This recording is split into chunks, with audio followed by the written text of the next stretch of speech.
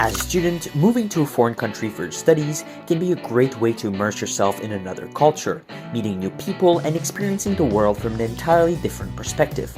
But with cultural exchange also comes cultural shocks, and for today's video, I'm going to share with you some of the cultural shocks I faced while studying in Scotland for the past 3 years. Starting with the basics, language. Now, the national language of Scotland is of course English, but because of the accent and dialect, it's a very particular type of English that many international people might initially find jarring to listen to.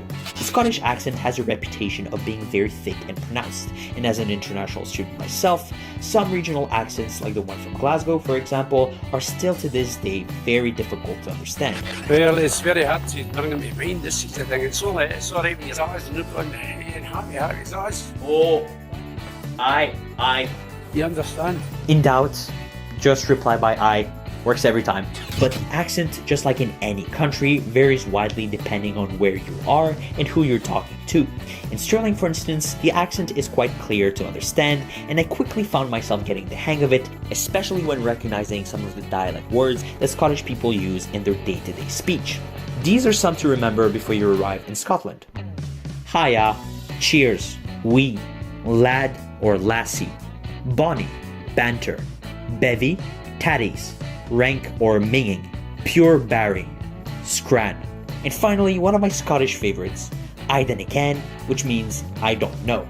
And I dinna ken about you, but my Scottish imitation is rank. You following? There's also certain language quirks, like when people ask questions that are really meant to be rhetorical. For example, when greeting people, if you're walking next to somebody in the street and you say hello, they might respond by, "You alright?" or "How are you doing?" And naturally, as you're about to give them an answer, they just walk away. It happens every time. Nobody cares. Moving on. There's no three ways around it. Scottish weather is rank, meaning that most of the time it's cloudy, windy, and with frequent rain, although drizzle is a more appropriate term here because it rarely rains like cats and dogs. This makes every rare sunny blue sky a real treat to enjoy, especially during winters when the days end very soon, at around 4 p.m. from November onwards. Winter can unsurprisingly get quite cold here, but what I'm still not getting used to is seeing some people just stand in shorts and t-shirts when you're over there freezing under 5 layers of clothes. What's your secret? Tell me. I want to know. On the flip side, this grey weather actually really suits the beautiful scenery of Scotland, and this naturally leads me to my next cultural shock.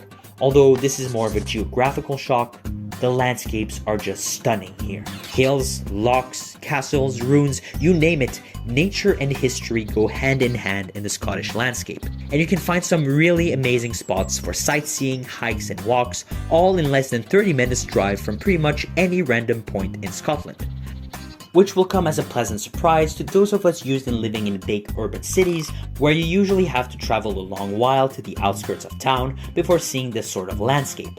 For example, just near Stirling itself you have the Damayat Hill, Campus Barron Forest, the Wallace Monument, Alva Glen, and plenty more cool spots you can access with just a few bus rides. During these rides, you might also be shocked by the huge number of sheep you encounter in fields. They're literally everywhere. I mean, the sheep population is actually greater than the human population in Scotland. What? You'll also see a whole lot of squirrels on campus. And if you travel to the Highlands, you might encounter some curly coos, which are essentially fluffy, hairy cows. But for international people like myself wandering around Scotland in the wilderness, you might encounter an even rarer, more impressive specimen than the curly coo itself. I'm talking, of course, about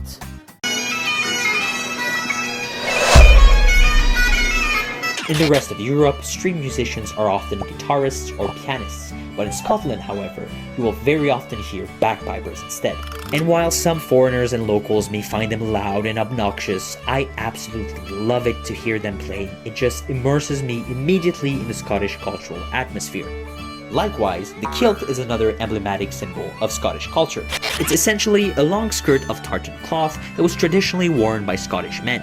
And it's actually still worn to this day, though less frequently, kept mostly for special occasions such as weddings or graduation. The double taps.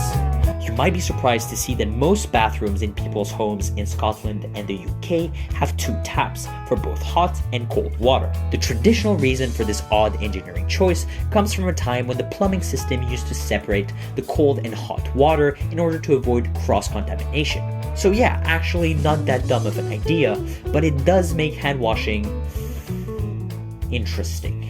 A brief guide to washing your hands in the UK. Number 1. Burn one hand and freeze the other. Number 2. Plug the drain and wash your hands like you're doing dishes. Number 3. Quickly alternate between Arctic temperatures and pure lava. This tutorial was not provided by the NHS. The food. Compared to other cultures, Scottish cuisine is Bland. I was gonna say rudimentary.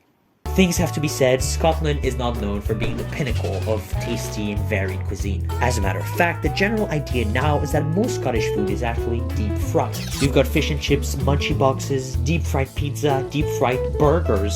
No, I'm not joking, and you haven't heard the half of it because I still haven't mentioned the crown jewel of this deep fried madness.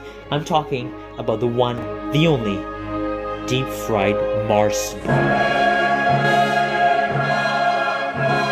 Honestly, on paper, it sounds like a really bad idea for a snack, and on a medical record, it is a really bad idea, but if you haven't tasted it, you should definitely try at least once in your local chippy.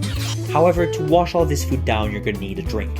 And what better than to try some good old-fashioned Iron Brew, the one, the only Scottish national drink. Well, that and whiskey, of course. Iron Brew is to Scotland what Coke is to the US, a fizzy drink that literally every Scottish person loves to drink. And while most Scottish people will agree on the amazing bubblegum flavor, all I taste is bubbly cough syrup. So I'll stick to water. In truth, when it comes to food, everything I've mentioned so far is popular junk food that was invented quite recently, and it honestly pales in comparison to the more traditional and hearty recipes of Scotland. From the famous haggis, to cranachan, black pudding, butteries, Colin skink, Scotch egg, and neeps and tatties. Whether it's porridge for breakfast or shortbread for tea, you should absolutely try the more authentic Scottish recipes because they're honestly far tastier and healthier than the junk I've mentioned previously. And what a better place to try these Scottish recipes than in your local pubs. Depending on where you're from, bars and cafes might be the go-to public places to go out with your friends in your home country.